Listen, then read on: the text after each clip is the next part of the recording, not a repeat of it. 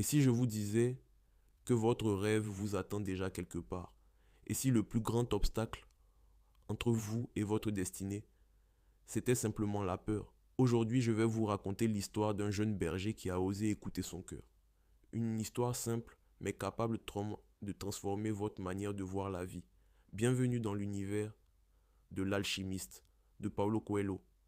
Partie 1. Le rêve. Santiago est un jeune berger andalou.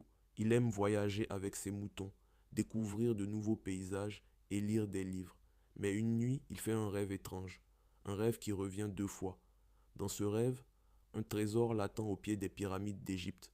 Au lieu d'ignorer ce rêve, il décide de lui donner de l'importance. Il rencontre une voyante, puis un vieil homme mystérieux, qui se présente comme un roi.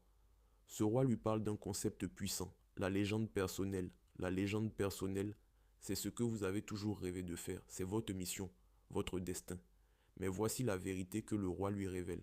Beaucoup abandonnent leurs rêves par peur de l'échec, ou pire, par peur de réussir.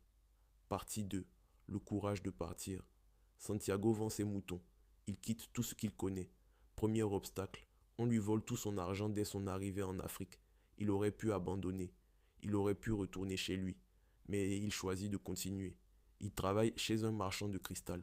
Il transforme le commerce. Il apprend que chaque épreuve cache une opportunité. Et surtout, il comprend une chose essentielle. Quand vous voulez vraiment quelque chose, l'univers conspire à vous aider. Mais attention, l'univers aide ceux qui avancent. Partie 3. Le désert et l'amour. Santiago rejoint une caravane pour traverser le désert. Le désert devient une métaphore de la vie. Silencieux, immense, dangereux. Il rencontre un Anglais qui cherche l'alchimiste. À travers lui, Santiago apprend que le savoir ne vient pas seulement des livres, il vient aussi de l'expérience. Puis il rencontre Fatima. Il tombe amoureux et là, nouveau dilemme. Doit-il rester avec elle ou continuer vers son trésor? Fatima lui dit quelque chose de magnifique. Le véritable amour ne retient pas, il soutient. Alors Santiago continue. Partie 4. L'alchimiste.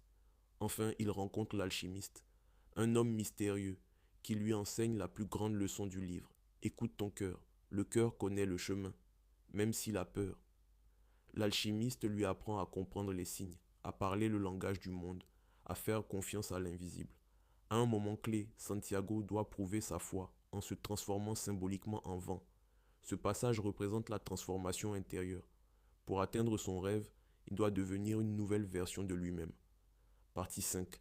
La vérité sur le trésor. Après tant d'épreuves, il arrive enfin aux pyramides. Il creuse, mais des voleurs le frappent et lui disent donc quelque chose d'incroyable. L'un d'eux a aussi rêvé d'un trésor en Espagne, dans une église abandonnée où un berger dormait avec ses moutons. C'est exactement l'endroit d'où Santiago est parti. Et là, il comprend. Le trésor était là depuis le début, mais il avait besoin du voyage pour le découvrir. Le message profond du livre L'alchimiste n'est pas une simple histoire, c'est une métaphore de la vie. Le trésor symbolise votre accomplissement, le désert symbolise vos épreuves, l'alchimiste symbolise le guide intérieur. Le message est clair, les rêves ne disparaissent jamais, la peur est le vrai ennemi, le voyage est plus important que la destination, et surtout, ce que vous cherchez à l'extérieur existe déjà en vous. Alors laissez-moi vous poser une question. Quel est votre trésor? Quel rêve avez-vous enterré par peur du jugement, par manque de confiance, par confort? Peut-être que ce livre vous rappelle une chose essentielle. Il n'est jamais trop tard pour commencer. Peut-être que votre désert vous attend. Peut-être que votre trésor aussi. Mais souvenez-vous, le plus grand risque dans la vie, ce n'est pas d'échouer, c'est de ne jamais essayer.